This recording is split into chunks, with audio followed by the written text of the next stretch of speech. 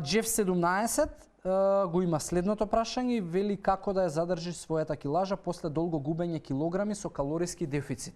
Джеф, прво, искрено, мојот став, тоа не е мој став, тоа е став превземан од релевантната наука и медицина, затоа што мене лично ме интересираат информации.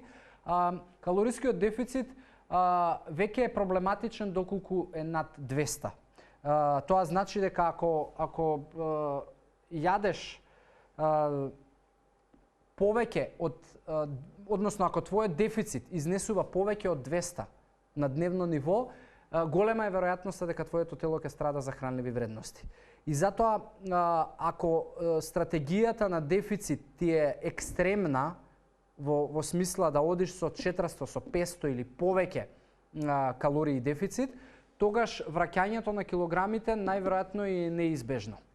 Бидејќи јојо ефектот на диетите лежи и во тоа, во преголемите дефицити кои што луѓето ги задаваат во самите диети.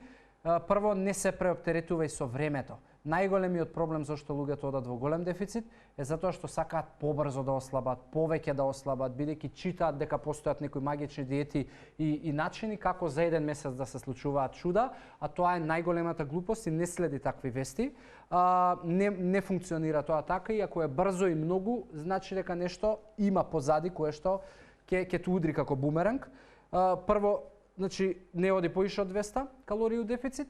И втора работа, за која што науката има потврда, дека доколку намалуваш екстремно голем број на килограми, значи под екстремно голем број на килограми мислам 20 и повеќе. И ако ти намалиш повеќе од 20 килограми во еден процес кој што можеби ќе трае 5-6 месеци и повеќе, најдобриот начин за да се задржиш на таа килажа е прва работа да внесуваш доволно протеин во текот на денот, да внесуваш доволно јаглехидрати во текот на денот, но гледај 80% од изворот на јаглехидрати да ти бидат оние со низок гликемиски индекс. Значи тука спаѓаат многу зеленчуци, граф, леќа, боранија, грашок.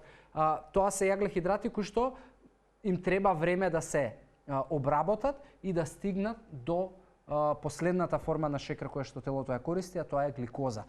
И науката тврди дека доколку практикуваш таков начин на исхрана во кој што има доволно протеин и доволно јаглехидрати со низок гликемиски индекс, тогаш си на многу добар пат да не ги вратиш килограмите.